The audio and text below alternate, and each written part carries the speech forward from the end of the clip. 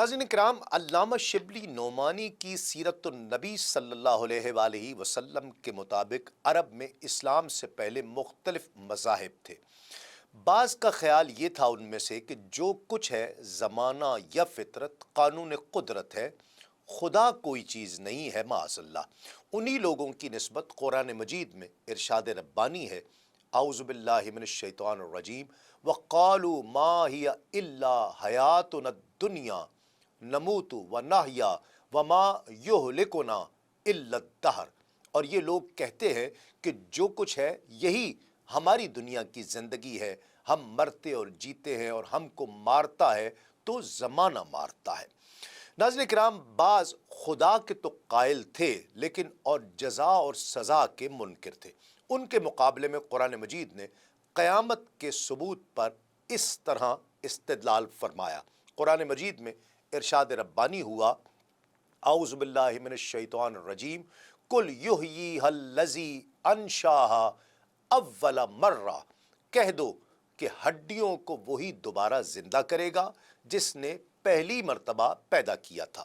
ناظرین، اس کے علاوہ بعض خدا اور جزا و سزا کے قائل تو تھے لیکن نبوت کے منکر تھے۔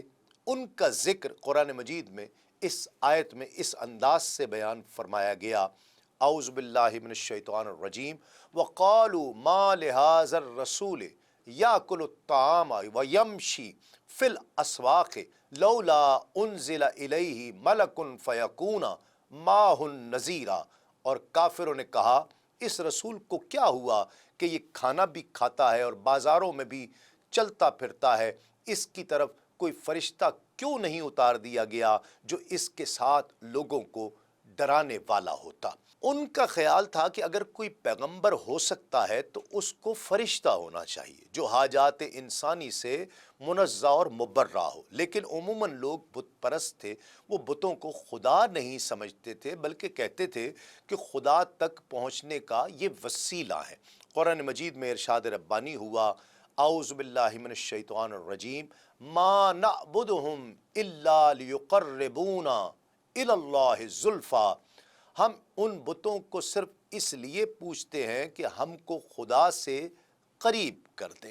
ناظرین کرام، عام باشندگان عرب حضرت اسماعیل علیہ السلام کی دعوت و تبلیغ کے نتیجے میں دین ابراہیم کے پیرو ہوئے تھے، اس لیے صرف اللہ کی عبادت کرتے تھے اور توحید پر کاربند رہتے تھے، لیکن وقت گزرنے کے ساتھ ساتھ انہوں نے خدائی درس و نصیحت کا ایک حصہ بھلا دیا۔ پھر بھی ان کے اندر توحید اور کچھ دین ابراہیمی کے شاعر باقی تھے، یہاں تک کہ بنو خزاعہ کا سردار عمرو بن لہی منظر عام پر آیا۔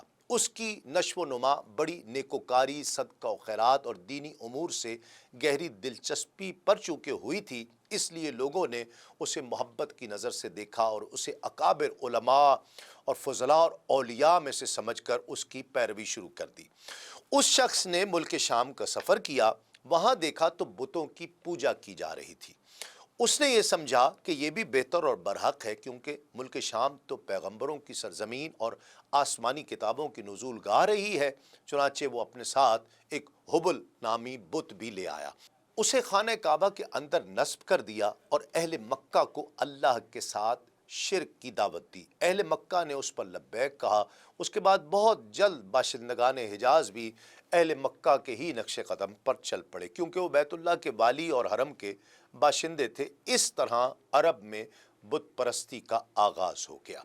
ناظرین کرام، حبل کے علاوہ عرب کے قدیم ترین بتوں میں سے منات ہے۔ یہ بحر احمر کے ساحل پر قدید کے قریب مسلل میں نصب تھا۔ اس کے بعد طائف میں لات نامی بت وجود میں آیا، پھر وادی نخلا میں عزا کی تنصیب عمل میں آئی۔ یہ تینوں عرب کے سب سے بڑے بت شمار ہوتے تھے۔ اس کے بعد حجاز کے ہر خطے میں شرک کی کثرت اور بتوں کی بھرمار ہو گئی۔ کہا جاتا ہے کہ ایک جن عمرو بن لہی کے تابع تھا، اس نے بتایا کہ قوم نوح کے بت یعنی ود، سوا، یغوث، یعوق اور نصر جدہ میں مدفن ہے۔ اس اطلاع پر عمرو جدہ آیا اور ان بتوں کو کھود نکالا، پھر انہیں تہامہ لایا، اور جب حج کا زمانہ آیا تو انہیں مختلف قبائل کے حوالے کر دیا۔ یہ قبائل ان بتوں کو اپنے اپنے علاقوں میں لے گئے۔ اس طرح ہر قبیلے میں پھر ہر گھر میں ایک ایک بت ہونے لگ گیا۔ ناظرین کرام، قبیلہ حمیر جو یمن میں رہتا تھا وہ آفتاب پرست تھا، سورج کی پرستش کرتا تھا۔ کنانہ چاند کو پوجتے تھے۔ قبیلہ بنی تمیم دبران کی عبادت کرتے تھے۔ اسی طرح قیس شیری کی، قبیلہ اسد عطارد کی اور لخم و جزام مشتری کی پرستش کرتے تھے۔ طائف میں رہنے والا قبیلہ ثقیف لات کی، جبکہ بنو قریش اور کنانہ مکہ میں رہتے ہوئے عزا کی پوجا کیا کرتے تھے۔ یثربی قبائل بنو اوس اور خزرج منات، اسی طرح دومت الجندل کے باسی قبیلہ کلب کے لوگ ود نامی بت کو پوجتے تھے۔ اسی طرح قبیلہ حزیل کے لوگ سوا، اہلیان مزہج اور قبائل یمن کے لوگ یغوس، جبکہ بنو ہمدان یعوق نامی بتوں کی پرستش کیا کرتے تھے۔ اور سب سے بڑا بت ان میں ہبل سمجھا جاتا تھا، جو کعبے کی چھت پر نصب کیا گیا تھا۔ قریش لڑائیوں میں اسی کی جے پکارا کرتے تھے۔ ابن اسحاق لکھتے ہیں کہ اس کے علاوہ چاہے زمزم پر بھی 2 بت رکھے گئے تھے، ان کے نام اصاف اور نائلہ تھے۔ تمام قربانیاں انہی دونوں بتوں پر چڑھائی جاتی تھیں، اور کہا جاتا تھا کہ اصاف ایک مرد اور نائلہ ایک عورت تھی جنہوں نے خانہ کعبہ کے اندر ناشائستہ عمل کیا تھا۔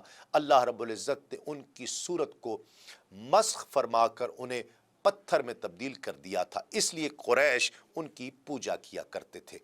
ام المومنین حضرت عائشہ صدیقہ رضی اللہ تعالی عنہ فرماتی ہیں کہ زمانہ قبل از اسلام سے ہم سنتے چلے آ رہے تھے کہ اصاف اور نائلہ انسان تھے، ان میں اصاف مرد اور نائلہ عورت تھی۔ ان دونوں نے خانہ کعبہ کے اندر ناشائستہ عمل کیا، جس کی پاداش میں یہ دونوں پتھر میں تبدیل کر دیے گئے تھے۔ پھر مشرکین نے مسجد حرام کو بھی بتوں سے بھر دیا۔ جب مکہ فتح کیا گیا تو بیت اللہ کے ارد گرد 360 بت تھے، جنہیں رسول اللہ صلی اللہ علیہ وآلہ وسلم نے اپنے دست مبارک سے توڑا۔ آپ صلی اللہ علیہ وآلہ وسلم ہر ایک کو چھڑی سے ٹھوکر مارتے جاتے تھے اور وہ گرتا چلا جاتا تھا۔ ناظرین کرام، الغرض شرک اور بت پرستی اہل عرب کے دین کا سب سے بڑا مظہر بن چکی تھی، اور جبکہ یہ ان کو گھمنڈ یہ تھا کہ وہ حضرت ابراہیم علیہ السلام کے دین پر ہیں۔ پھر اہل عرب کے یہاں بت پرستی کے کچھ خاص طریقے اور مراسم بھی رائج تھے، جو زیادہ تر عمرو بن لوہی کی اختراع تھے۔ اہل جاہلیت سمجھتے تھے کہ عمرو بن لوہی کی اختراعات دین ابراہیمی میں تبدیلی نہیں ہے، بلکہ بدعت حسنہ ہے۔ وہ اس غلط فہمی کا شکار تھے۔ ناظرین، آپ کی معلومات کے لیے اور دلچسپی کے لیے اہل عرب کے یہاں جو بت پرستی کے رائج مراسم تھے اور جو طور طریقے تھے، ان کا کچھ ذکر کرتے ہیں۔ پہلا تو یہ تھا کہ دور جاہلیت کے مشرکین بتوں کے پاس مجاور بن کر بیٹھتے تھے، ان کی پناہ ڈھونڈتے تھے، انہیں زور زور سے پکارتے تھے، اور حاجت روائی اور مشکل کشائی کے لیے ان سے فریاد اور التجائیں کیا کرتے تھے، اور ان سے اپنی مرادیں مانگا کرتے تھے۔ پھر دوسرا طریقہ یہ تھا کہ بتوں کا طواف اور حج تک کرتے تھے، ان کے سامنے عجز و نیاز سے پیش ہو جایا کرتے اور انہیں سجدہ تک کیا کرتے تھے۔ پھر مشرکین میں تیسری ایک رسم تھی، وہ یہ تھی کہ بتوں کے لیے نذرانے اور قربانیاں پیش کیا کرتے تھے، اور قربانی کے ان جانوروں کو کبھی بتوں کے معبود خانوں پر لے جا کر ذبح کیا کرتے تھے، اور کبھی کسی بھی جگہ ذبح کر لیا کرتے تھے، مگر بتوں کے نام پر ذبح کرتے تھے۔ ذبح کی ان دونوں صورتوں کا ذکر اللہ رب العزت نے قرآن مجید میں یوں ارشاد فرمایا: اعوذ باللہ من الشیطان الرجیم وما ذبح علی النصب، یعنی وہ جانور بھی حرام ہیں جو بتوں پر ذبح کیے گئے ہیں۔ دوسری جگہ ارشاد ربانی ہے: اعوذ باللہ من الشیطان الرجیم ولا تأکلوا مما لم یذکر اسم اللہ علیہ، یعنی اس جانور کا گوشت مت کھاؤ جس پر اللہ کا نام نہ لیا گیا ہو۔ سیرت ابن ہشام کے مطابق اہل عرب کے یہاں چوتھا مروجہ بت پرستی کا طریقہ یہ تھا کہ وہ بتوں سے تقرب کے لیے، اس قرب پانے کے لیے اپنی ثوابدید کے مطابق اپنے کھانے پینے کی چیزوں اور اپنی کھیتی اور چوپائے کی پیداوار کا ایک خاص حصہ بتوں کے لیے مختص کر دیا کرتے تھے۔ اس سلسلے میں ان کا دلچسپ رواج یہ تھا کہ وہ اللہ کے لیے بھی اپنی کھیتی اور جانوروں کی پیداوار کا ایک حصہ خاص کیا کرتے تھے، پھر مختلف اسباب کی بنا پر اللہ کا حصہ تو بتوں کی طرف منتقل کر سکتے تھے، لیکن بتوں کا حصہ کسی بھی حال میں اللہ رب العزت کی جانب منتقل نہیں کر سکتے تھے۔